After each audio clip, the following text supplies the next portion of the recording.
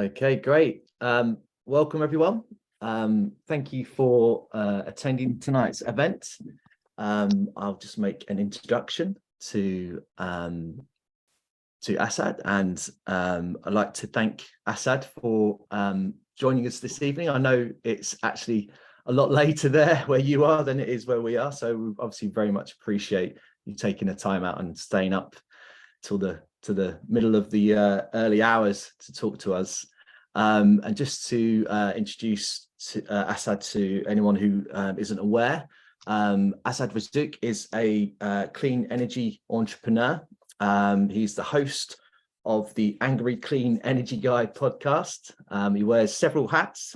He's also a board member at Client Earth, who are a very, very, I think, important and amazing environmental law charity. He's also given several fantastic TED Talks, and his debut book, Saving the Planet Without the Bullshit, pardon my French, was published in 2022, I think, at the back end of last year. And it's a fantastic book. I'm hoping you guys have read it. If not, then hopefully by the end of this conversation, you'll be looking to purchase it.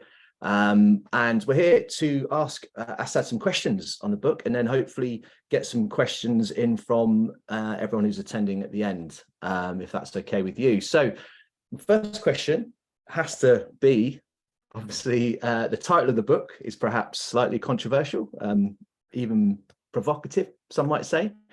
And it indicates kind of a sense of frustration around some of the things that we're told about the climate crisis and how we're supposed to react and take kind of a so-called effective action. What is your biggest inspiration behind writing the book initially? And who would you say that your kind of target audience is? Who did you have in mind when you were writing the book? Thank you, James, and good to be here. I have a 26-year-old. That's my eldest son. And I think that's very much the inspiration behind writing the book. So let me be specific. So I obviously talk to him, but also I'm quite familiar with the circle of his friends through his education and what have you. And one of the things that, you know, always comes up or always came up was the fact that that entire generation really are all trying to do the right thing.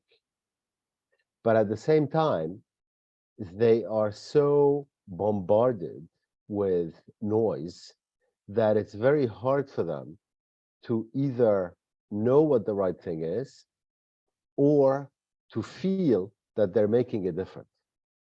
And so I wrote the book very much with that audience in mind. Everybody who's, you know, maybe in their 20s and onwards, who want to do the right thing, who are just going about their lives, you know, perhaps trying as best as they can and thinking they're making a difference, in order to very much, I hope, if they finish the book, or even if they read half of it, they have a feeling for what matters versus what doesn't. And that's why the book touches on your daily life, right? So the air that you breathe, the food that you eat, the water that you drink, the travel that you do, the investing later as you are able to do some of that investing, your holidays, etc. Very much focused on things we all do and what they mean in the context of the climate crisis. And then my final point is that the bullshit part of the title is very much coming from years of accumulated frustration and anger, which I continuously try and turn into something positive. And so it's important, I think, to just say, even if it's in the title of a book, that we are bombarded with bullshit and that there is a path, however, to not only making a difference, but bending the emission curve and fighting back for a cleaner environment, notwithstanding all that noise. So there you go. That's the inspiration. No, that's fantastic. And I think you touched upon something really important then as well, that the anger and the frustration that you have harnessed in a positive way, I think comes across really well in the book. I think there's areas that perhaps people think are almost they can do their bit by things like offsetting or planting trees, for example. And I think in a sense, initially you get the idea it might offend people because you're kind of suggesting things that they've always assumed that are the right thing to do aren't actually that effective. So but you do it in a way that actually you put a positive spin on it, and you come away thinking, okay, excellent, that might not be the right thing to do, but you can put your energy into other places, I think, which is really, really effective. So touching upon the kind of offsetting element, you do talk quite strongly. You've got obviously quite strong feelings about offsetting, and I have to say I feel very, very similar. I didn't really introduce myself before, but I'm a carbon literacy trainer, certified carbon literacy trainer, and I deliver training into certain industries. And one of the things I try and do is to try and kind of promote insetting over offsetting, so to speak. So instead of investing in offsetting, and you sort of try and promote, trying to reduce emissions in different ways. And I think that's really, really important. And I'm very pleased to sort of see you talk the way you do about carbon offsetting. Chapter 11, I think, was called Please Don't Plant Trees, which again might be quite controversial to some people, and it might surprise a few people. I just wondered if you could tell us a bit more about that. Why do you think that is the case? And obviously I know it explains it in the book. For those that haven't perhaps read the book, what is it that you think, why do you think we shouldn't be planting trees, and why is it so important that we look to maybe change our approach to carbon offsetting? Yeah, okay. So why is the title called Please Don't Plant Trees? The title comes from the fact that if you follow the news flow around that particular topic, what you see is that there is an amazing number of oil and gas companies that have made announcements about planting trees as their principal Catholic indulgence, if you will, in relation to their industrial activities, so exploring and then producing and then selling oil and gas and coal. And then if you add up these numbers, you come out with the feeling that they're trying to, literally plant trees across the entire surface of the earth. But then if you actually look at what they're actually doing, is they're going to people on the ground. They are signing contracts with them about planting trees.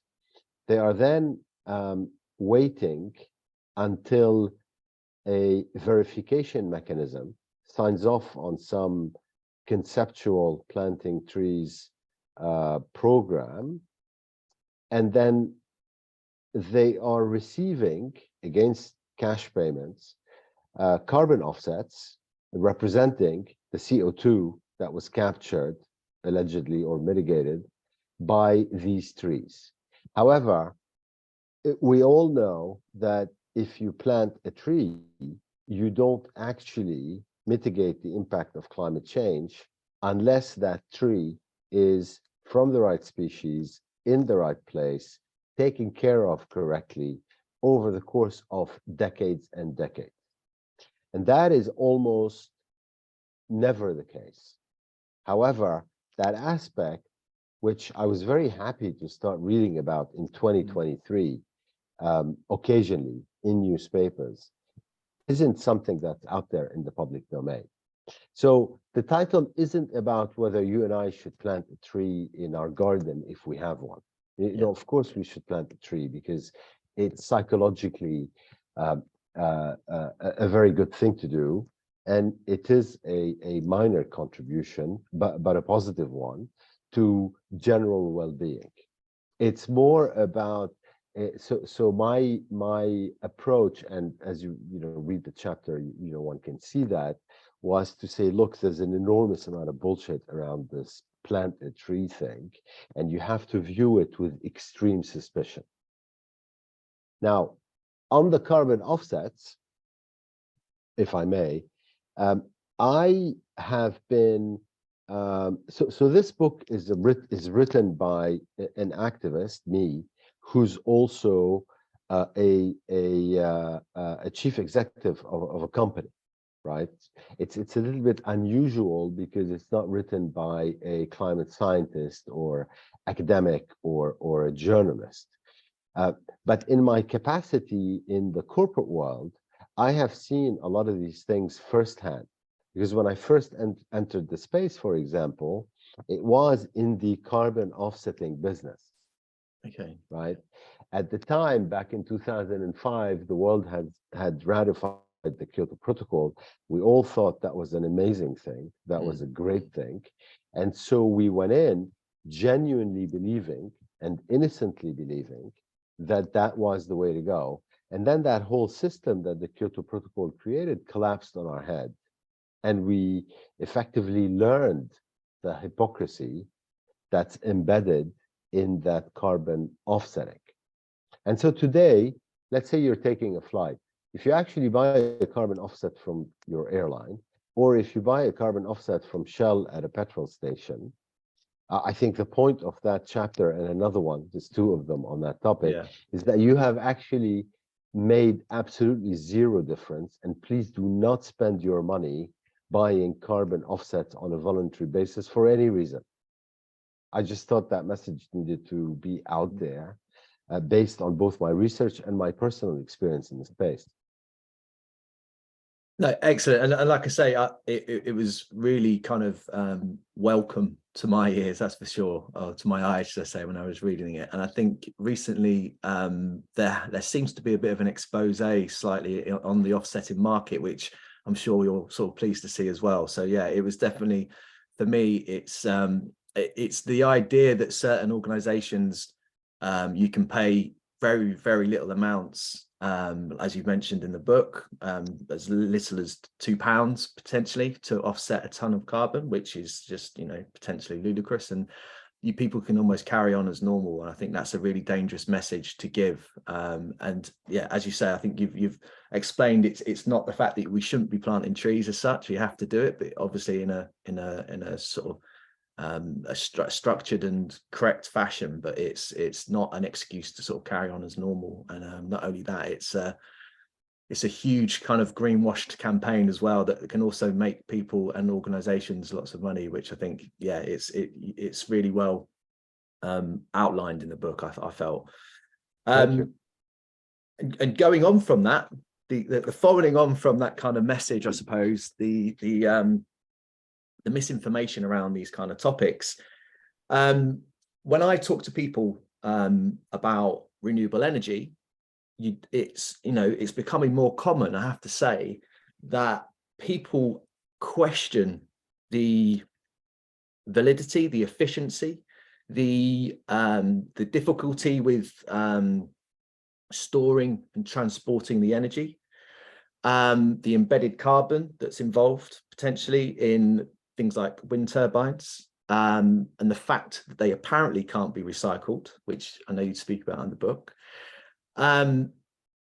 Would you say that these doubts that are a result of potentially more misinformation from the fossil fuel industry, or would you say they are actually genuine concerns with the, where we're at with these kind of technologies? Well, I don't really have to say anything, right? You just have to kind of research the topic. And what you see is, look, let me put it this way. I think eight oil and gas companies in 2022, last year, made $500 billion of profits. That's profits. right? So that's after their revenues minus their costs. $500 billion of profit is a number that most of us, all of us, actually have an incredibly hard time just getting our heads around. Those profits were made by just, 8 companies in 1 year. That industry has been making something like $2.5 billion of profit a day for about 40 years. Now, think about the power of the vested interests around that kind of money, and then think about what that power buys you. One of the things it most certainly buy you is an enormous number of oil bots and trolls and astroturfing, which have become increasingly strident in the last few years. But it also buys you fake think tanks, fake scientists, and political power. I mean, that's just a reality. And it does that worldwide. And the result of investing, in effect, in disinformation and misinformation for 40 years is some of the stuff that you've just mentioned. And this is all actually pretty smart. It's very intelligent smart stuff, because if in effect, instead of focusing on the mining industry footprint related to oil, gas, and coal, which is about 1,000 times bigger than the mining industry footprint of renewable energy, what you do is you shift the debate so that you go and focus on the meaningless in order for people to effectively ignore the meaningful. Similarly with recycling. Not only can we recycle wind turbines and blades and solar panels and batteries, we're also getting much better at this, and we're way ahead of the curve, because the recycling, let's say, need is going to start coming in mostly from 2030 onwards, and the industry will be ready, not only because it wants to be ready, but also by law, right? So legislation is already there in the EU, for example, that obliges solar panel manufacturers and developers to recycle the solar panels at the end of their life. But instead of talking about the fact that, for example, recycling plastic is a fake,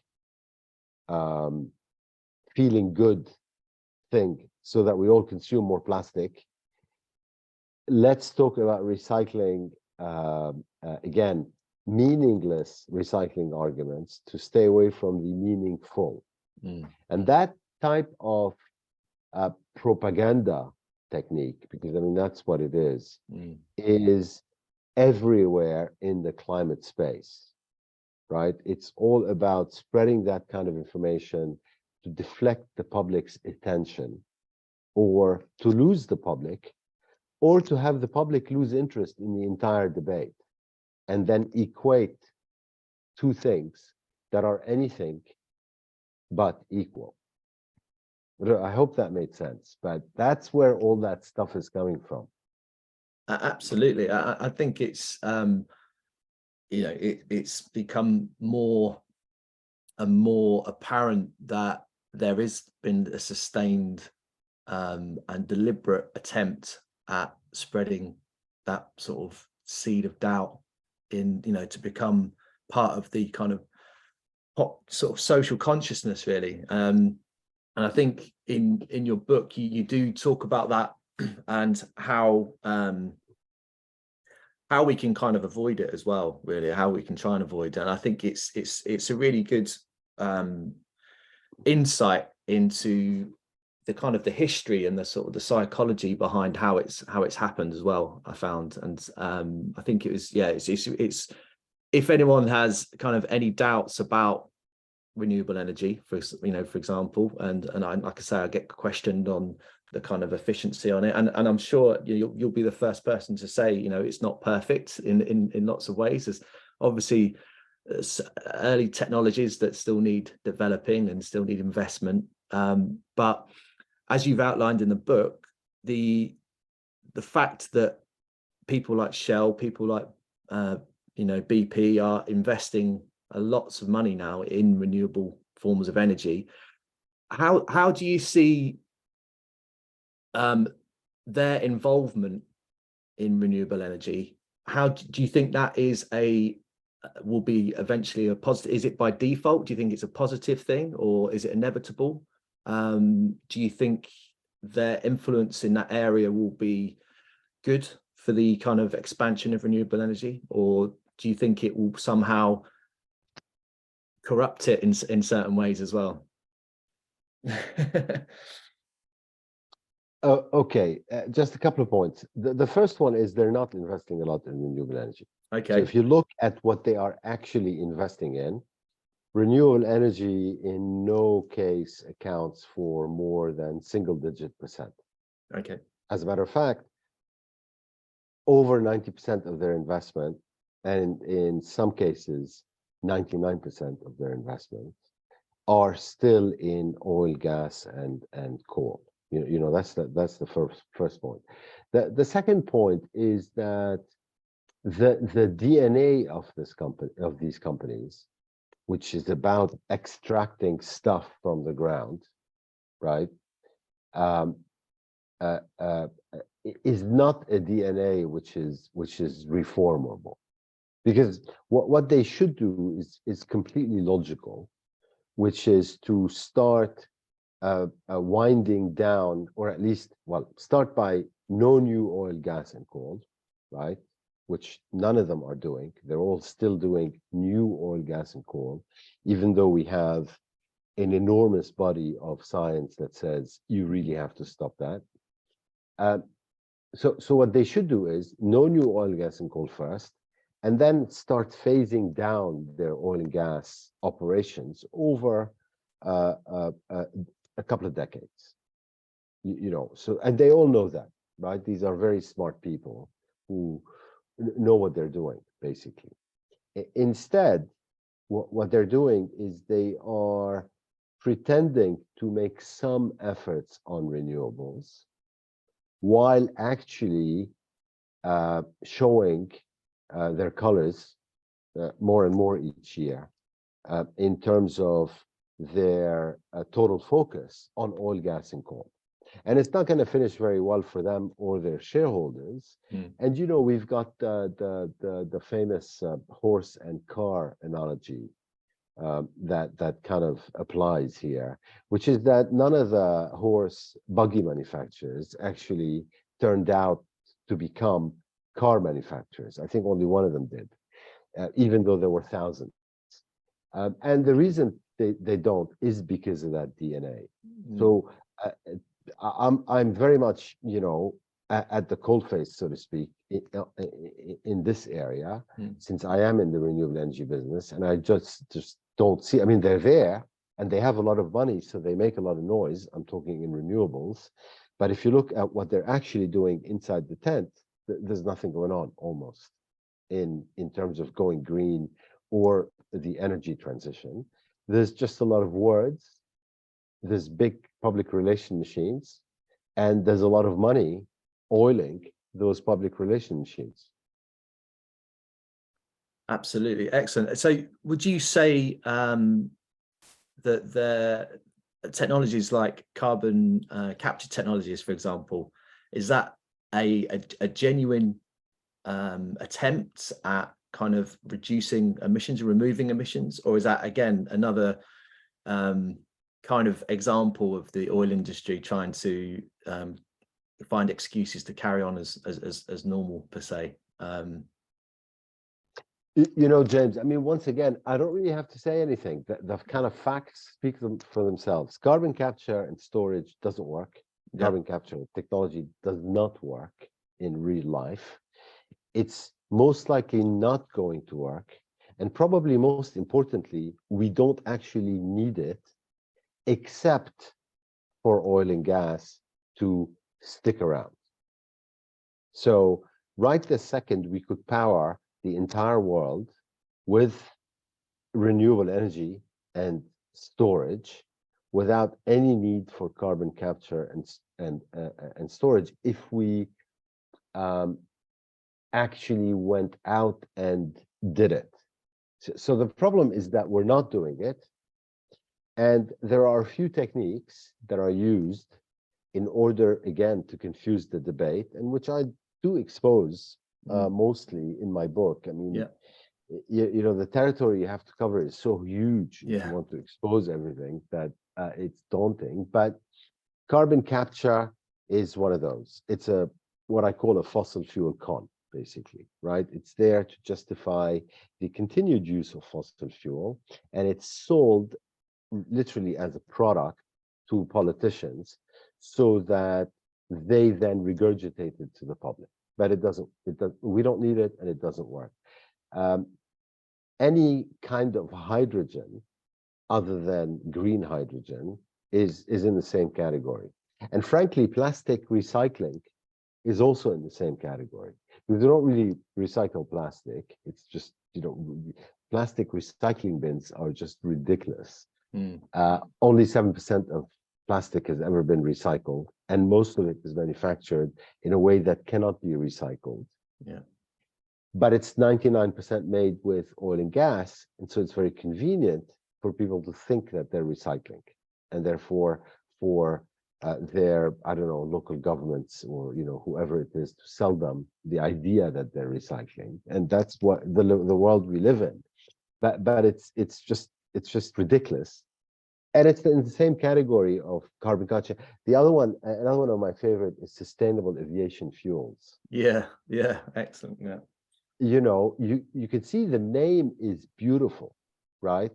Someone actually thought about that name. It's a bit like natural gas. I was going to mention that. You talk about that in the book, and I think it's a really kind of something that perhaps people wouldn't have maybe have thought of. The marketing behind that was really interesting. So you kind of put in the word natural. I mean, they might as well called it organic gas, right? So, I mean, I don't know. And then suddenly, psychologically, people, you know, you naturally start thinking about it differently.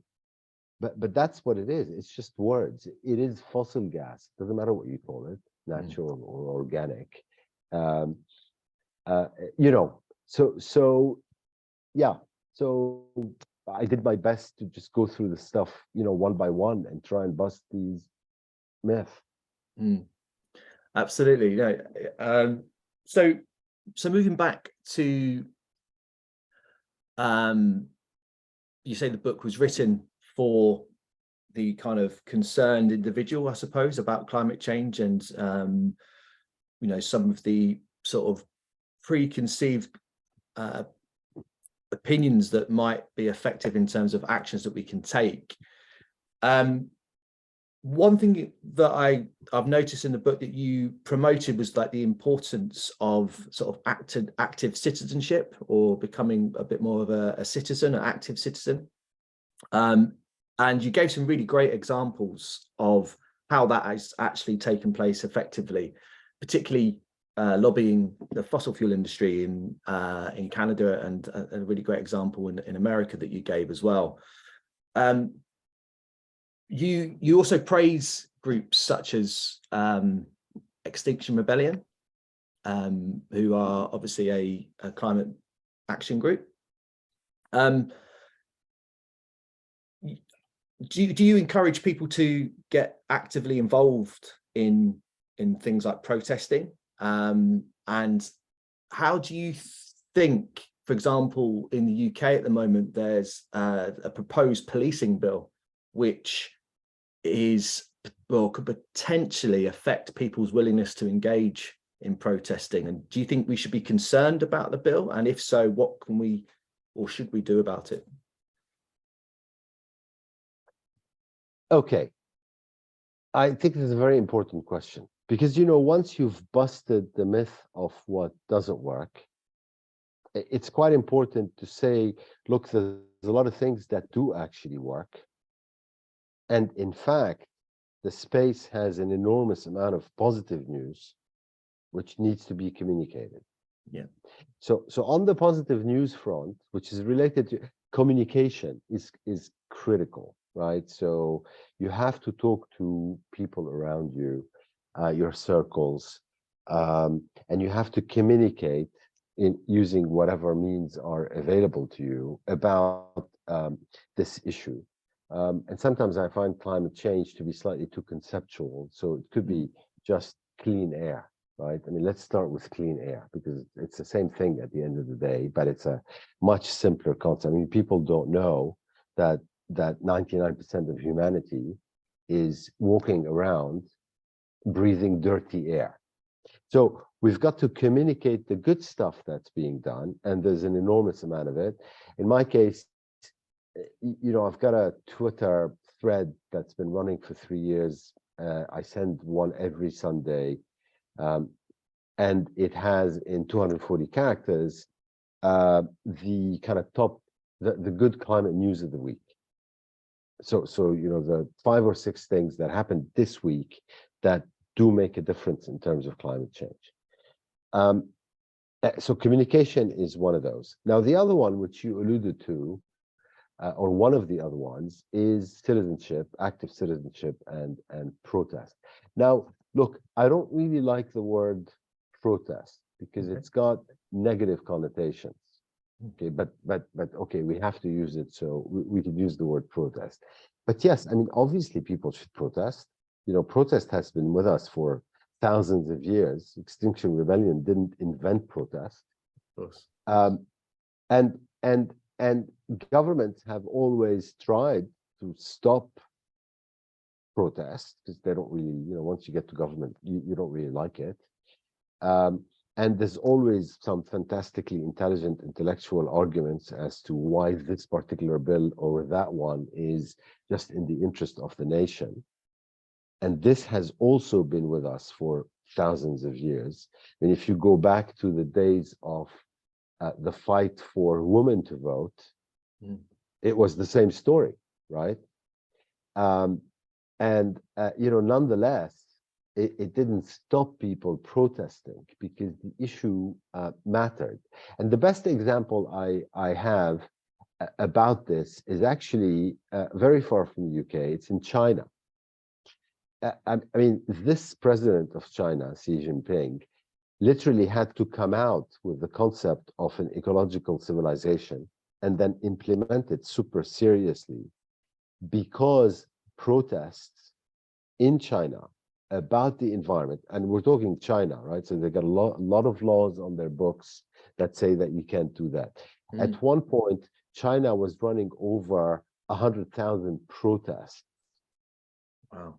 Of people unhappy about their clean air, not clean air, and their dirty water, right? So if in China, Xi Jinping could react or had to react by effectively enacting a move towards an ecological civilization and then moving mountains, literally, which is what they're still doing to try and clean up their act, then surely in the UK, you know, Extinction Rebellion or Insulate Britain, who makes so much sense, it's not funny, but can't be stopped, and they won't be stopped. And it doesn't matter what the bill says, right? Because what they're saying actually is fundamentally true.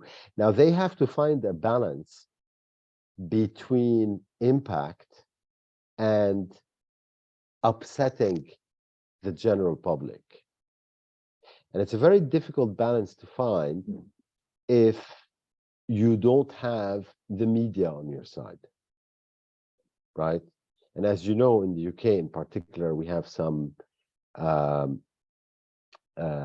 let's say, climate denialist media which unfortunately has a very large readership, even though most of that leadership clearly ignores that anti-climate message. But nonetheless, it covers people like Extinction Rebellion and insulate Britain in a very negative light. So that has to be taken into account, and I think they are adapting, and getting better at what they do. But protest is important. 3 people in a bank is also a protest movement. 3 lawyers in a law firm is a protest movement.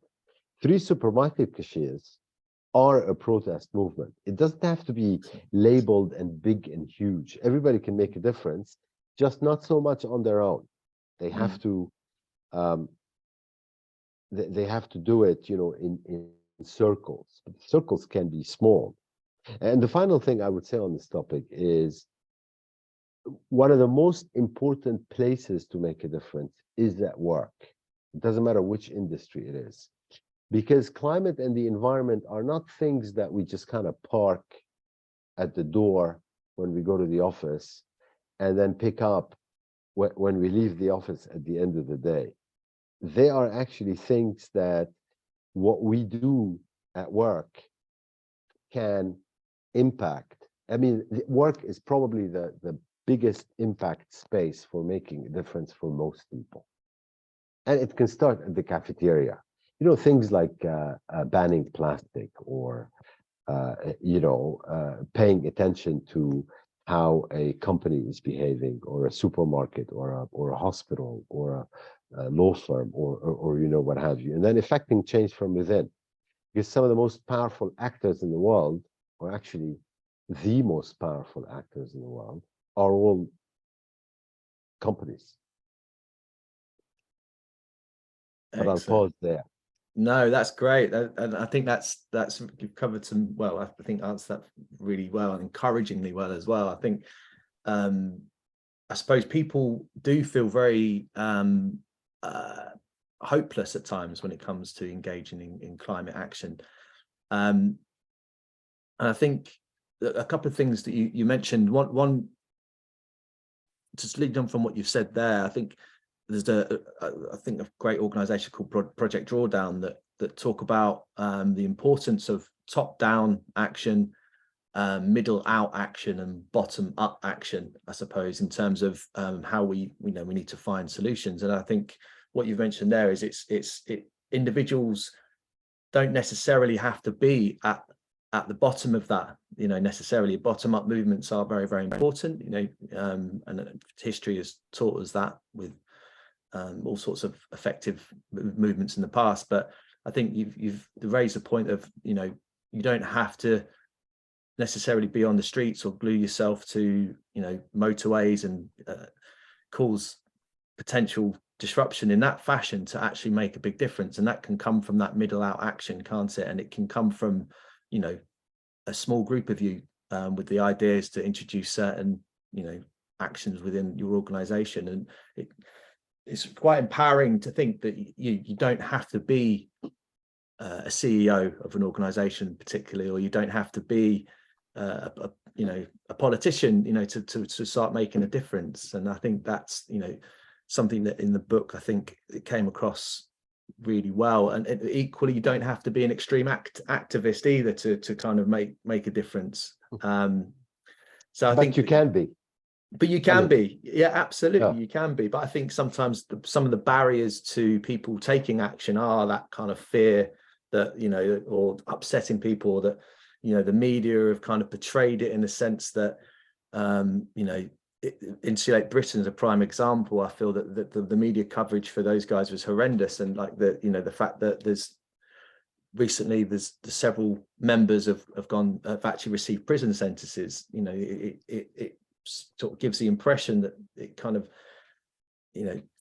people who were annoyed by them were kind of almost pleased that these people were going to prison. I think it kind of puts people off maybe potentially taking action. I think that's the concern. But I think what you're saying is that you don't necessarily have to do it. You can do that, and I think it's great if people do. But I think you can do it in several different ways, and one of which is, having conversations and communications at work, and then, you know, going from there. And I think that's, for me, really quite empowering. When you talk about China and the protests in China as well, I think that's quite important. One of the things that I always get asked is, you know, what's the point of us doing anything in this country? You know, in the UK, for example, represent 1% or, you know, maybe 2% of the world's sort of emissions. What's the point in us doing anything when countries like China aren't, you know, necessarily seemingly doing that much from our perspective, from, you know, the media that we're sort of exposed to, when in actual fact, you talk about in your book some of the things that they are doing, and some of the things that they're in, you know, with renewable energy, for example. Would you like to sort of maybe talk a bit about that? Because I think some people might be slightly surprised at some of the things that they're doing, and hopefully that will sort of counteract that, you know, sort of pointless argument about, you know, what's the point in not doing anything unless some other countries are. Yeah, there's a good link between this question and the previous one. So one of the biggest climate bills in history, the biggest by far, is the Inflation Reduction Act, which was enacted in the United States last year. That's going to drive something like $1.2 trillion into a transformation of the American society into a kind of cleaner one. That bill would not have happened without protest. It didn't just happen, right? And the Americans actually enacted another bill called the CHIPS Act in the same year, which is also driving towards kind of a cleaner economy. So the bad actors, so to speak, quite often are corporates, less often governments. There's no government that's, I mean, other than maybe 5 or 6 oil producing nations that are, you know, that everybody knows. I mean, other than those, there's no government that's out there, you know, not trying to do something. And that statement applies in Asia, in Africa, in Latin America, as well as in Western Europe and Eastern Europe and North America, right? There's very few exceptions, maybe 4 or 5 petrostates. That's it. And so, yeah, I don't think we should be under the impression that Chinese citizens or Indonesians or Thais or Vietnamese, you know, don't care about their environment, don't want to breathe clean air, and don't want to drink clean water, right? That would be wrong. They obviously do, right? So everybody wants to live a healthier life. And so their governments are trying to do stuff. In the case of China, for example, I mean, just to talk about one of the more controversial governments, China is #1 in the production of electric cars, electric batteries, solar panels, wind turbines. It's #1 in the deployment of solar energy, #1 in the deployment of wind energy. I mean, it's #1 almost in everything to do with the clean energy transformation. So, I mean, you know, it's clearly trying to do all it can. And in a relative sense, it's probably doing, I would say, more than others. Britain is actually great as well, because if you look at the emission curves, the UK is one of the top countries in terms of bending the emission curve. Now, all countries can do better, but my point, James, is that the bad actors are often corporations, Okay. Yeah. and they need to be regulated, and we can regulate them. And so protest that's oriented towards legal reforms is often the most effective one. And that's why I love, Client Earth, Absolutely. for example, because that's the kind of work that they're doing. Because one piece of legislation can change the world, just Yeah. the one. The Europeans recently enacted a piece of legislation that says that company directors are going to be personally liable if they don't diligence the origin of their product from the point of view of deforestation. So if you're importing palm oil, which comes from somewhere which had destroyed a forest, you could go to jail, right? You, the director, not the company. That is very, very, very powerful legislation. That alone will clean up actually the supply chain. We don't have enough of that, and that's where I hope more protest will channel over the next few years. That's excellent. Fantastic. So we have got a few questions, if that's okay. I will bring them up now. Okay, so the first one, it says, thank you for the direction from carbon offsetting to insetting. What do you think of the sequestration techniques currently being discussed as potential solutions? Is there much foolishness in thinking that a magical solution will appear? Or, to sound cynical, is that a distraction technique used by governments as a way of not improving practice towards footprints? The latter. Yeah. It's a distraction technique, although I would say used mostly by companies Okay. to distract, rather than necessarily. Governments get on the bandwagon, but the bandwagon is companies beating drums and lobbying. And so definitely a distraction, just like carbon capture. Okay. Excellent. Okay, thank you very much. Okay, the next question, again from Charles. Carbon footprinting strategies are seen as being running alongside the biodiversity problem. Is it right to discuss carbon reduction without also bringing natural solutions into the discussion? What was the first bit of the question? Sorry, so it says carbon footprinting strategies are seen as being running alongside the biodiversity problem. Is it right to discuss carbon reduction without also bringing natural solutions into the discussion?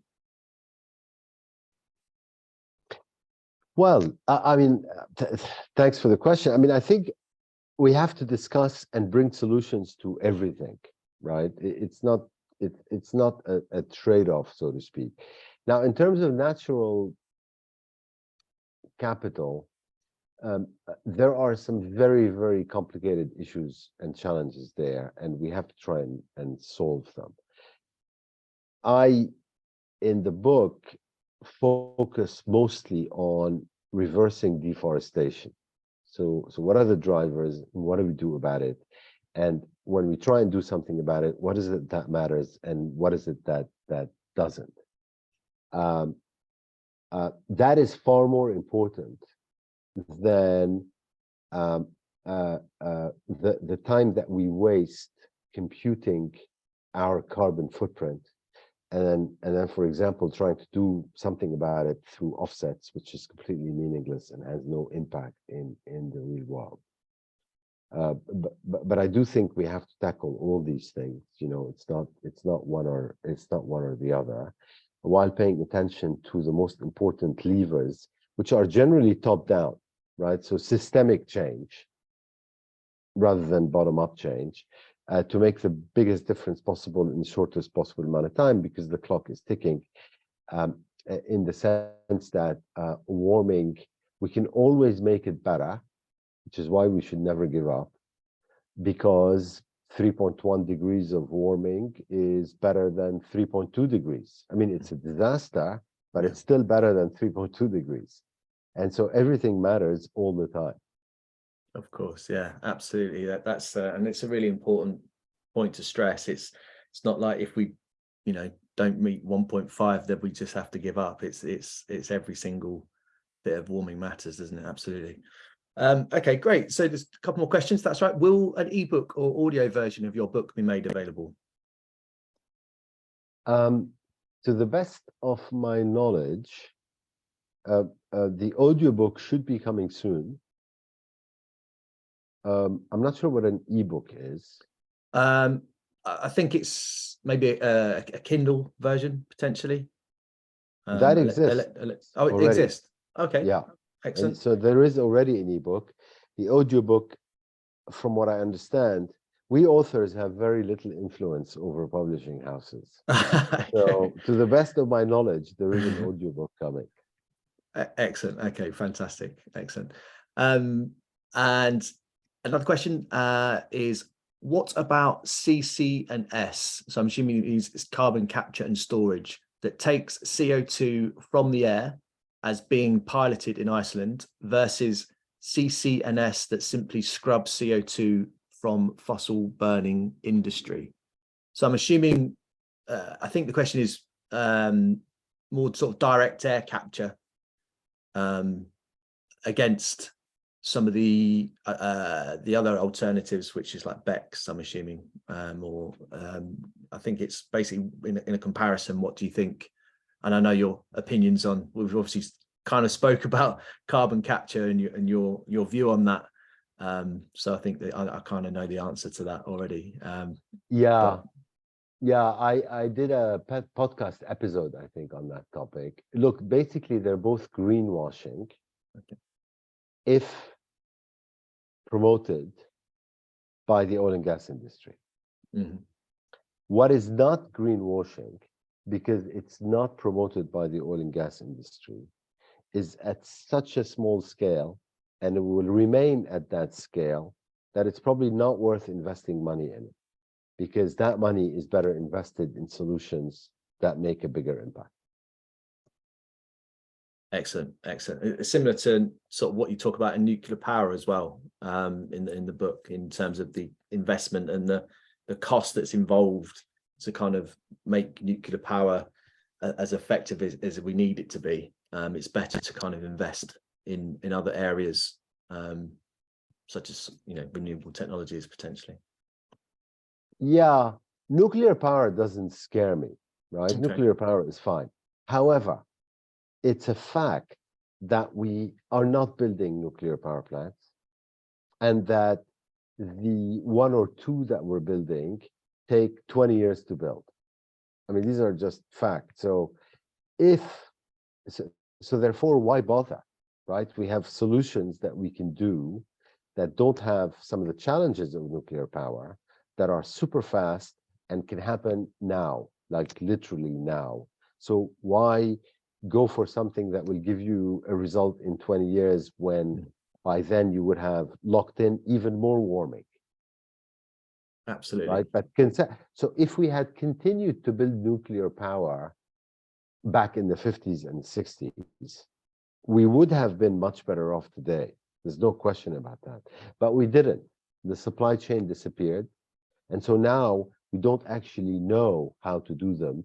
And the cost overruns in Britain, for example, on things like Hinkley Point, speak for themselves. Cost overruns, and then years and years of overruns. I mean, the thing just never seems to finish, ever.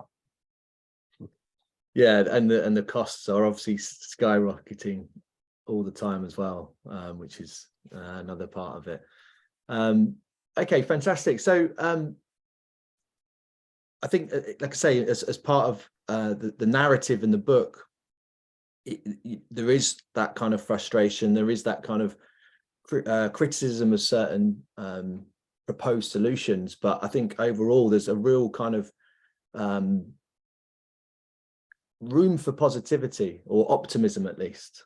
So should we be hopeful about the future? If so, why would you say, what would you answer that in a kind of a succinct fashion? Should we be hopeful, and why? Well, we have no choice. We have to be hopeful.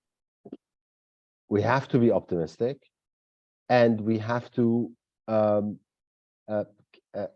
do whatever we can to make an impact. And the reason for that is what we just discussed before. It's completely logical, right? Because every 0.1 degree of warming matters. And so logically, you're just hopeful by definition, because you will make an impact. It's just that if more of us are hopeful, and then more of us are making an impact, the problem will be tackled better, and it will be tackled faster, right? So we actually need far more hopeful people. And I, for one, I'm not discouraged at all, because I know that the difference in terms of the impact of warming, even if it's 0.001 degree, actually matters a lot to a lot of people around the world. Excellent. Absolutely. Fantastic. Another question that's come in: do your comments about nuclear also apply to small modular reactors that are getting promoted quite widely at the moment? Yeah, I mean, I think if they can get done, great, right? But money is a limited thing. Well, sometimes, like during COVID, you could feel that it's unlimited, but generally speaking, it's limited. And so as long as that money for a small modular nuclear reactors is, for example, being diverted from investments in oil and gas, then great. But if it's being diverted from investments in things that are faster, better, etc., then not so great. But hypothetically, if they work and they can be deployed at scale and fast, then they are fantastic. Excellent. I hope that answered the question. That's brilliant. Thank you very much for the questions. We are pretty much coming to the end of the webinar now. I'm not sure if it will just cut off at the end, so I didn't want you to maybe answer another question and then for it just to cut off. So yeah, obviously, thank you very much for your time. I know it is quite late there now. You're pushing sort of 3 a.m. in the morning, so obviously we really do appreciate it. And I would just like to sort of highly recommend the book. I've read it myself, and there's some really good, interesting information in there, and hopefully it will give people an idea of what they can do. And yeah, if you can basically complete the surveys for anyone that's been listening, and definitely recommend the book that I believe is in independent bookshops in Huddersfield at the moment, in Holmesforth and Fox Lane as well. So yeah, hopefully people can see that on the chat. But yeah, thanks again, Assaaad. I really appreciate it, and yeah, it's certainly given me a lot of encouragement in what can be quite a negative space to be in at times, with certainly a lot of issues and problems. But I think that there's a lot of positivity in the book as well, which I think is really encouraging. So I'd highly recommend anyone who's kind of concerned at the moment to read it. And certainly the latter chapters certainly give you a lot of realistic hope as well, which is great. Thank you, James, and great to be here. Thank you very much, and I'll take care, everybody. Bye-bye. Thank you. All the best.